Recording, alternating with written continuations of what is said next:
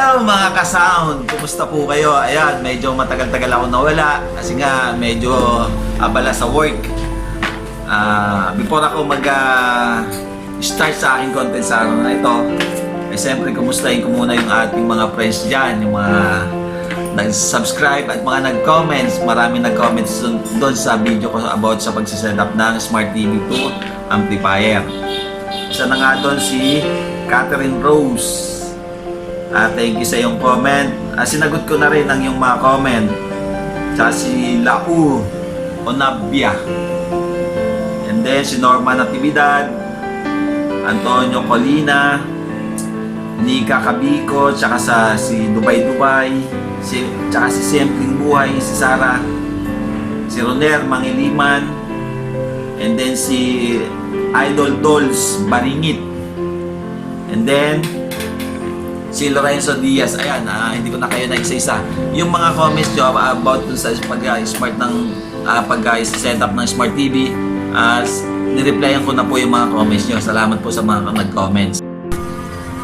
Ayan, bago ako magpatuloy, promote ko muna yung aking small business sa paggagawa ng mga soundbox o speaker box. By the way, thank you nga pala kay Boss Rolando, tiga Bulacan, sa pag-order ng dalawang soundbox para sa mid-high. Ayun, baka bukas, piniturahan ko na, baka sa makalawa, pwede mo na pick upin yung pinagawang dalawang speaker box para sa mid-high. At sa mga nagdanais na magpagawa ng mga speaker box o pagsiset-up ng speaker, may 4 na klase akong i-alok sa inyo. Yung style ng Subscoop, tsaka si ACP box, tsaka Sub-Zero, tsaka MCB box. Mas in ngayon yung MCB box para sa bass.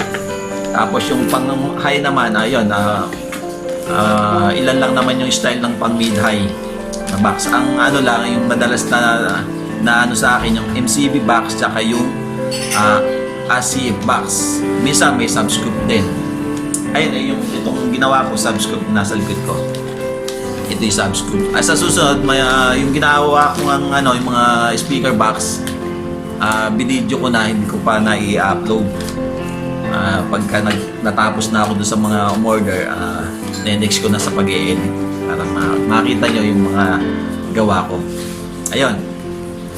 O sa mga nagnanais po, about naman sa yung mismong box lang po sa mga design, kung ano nais yung design ng inyong speaker box, nasa inyo po yun. Tapos kung about naman sa package sa speaker, may mga package po tayo doon, mamimili na lang kayo kung ano nais nyo. Kung gusto nyo naman, kayo bibili ng materials, tapos set up ko na lang. Ganon. Depende sa inyo. O yung mga nagnanais po dyan, yung mga sound addict po dyan, ayun, connect lang po sa akin and then comment sa mga video ko. Maglalagay ako ng aking contact number pagka in-upload ko itong video na to para magkaroon tayo ng communication sa mga may interesado sa magpagawa ng speaker box, yung mga sound lover dyan. Ayan, malapit na yung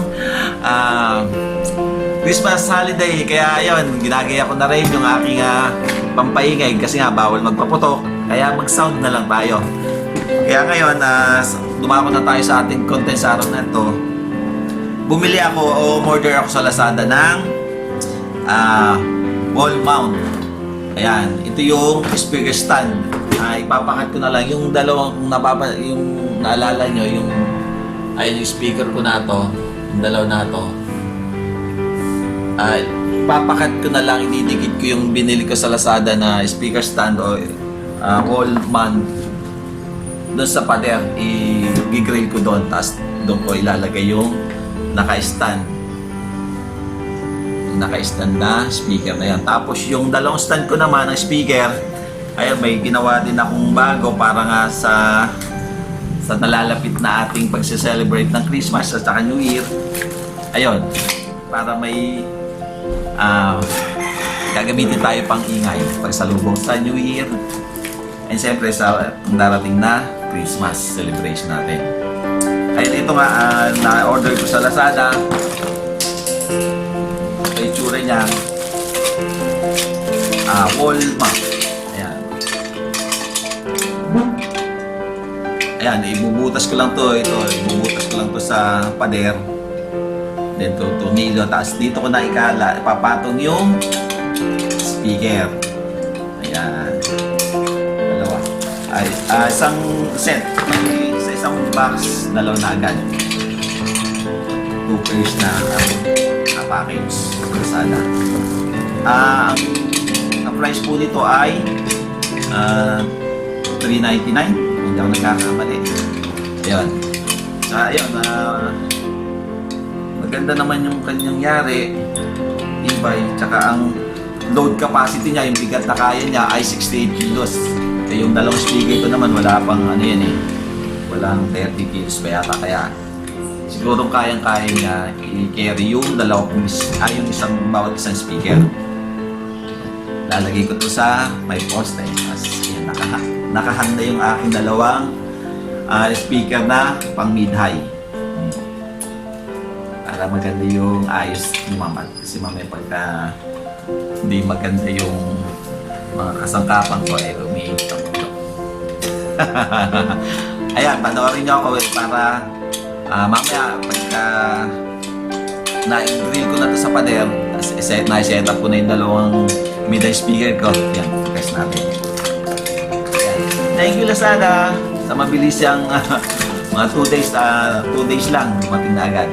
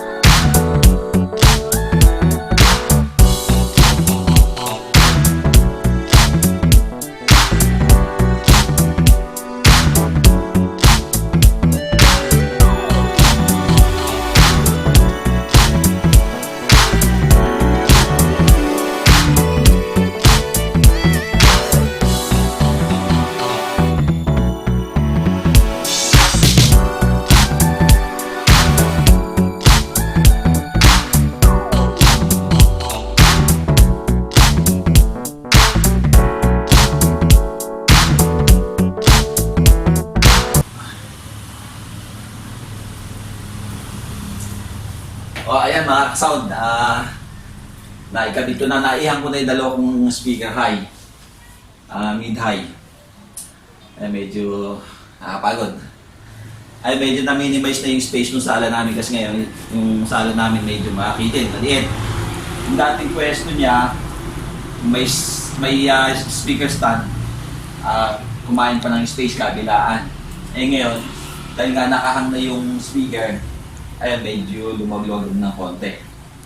Maayos ng konti naman yung space ng aming sala. Ay, tungkol naman na sa akin na order sa Lazada na yung wall mount, ayan, matatag naman siya. Ayan o.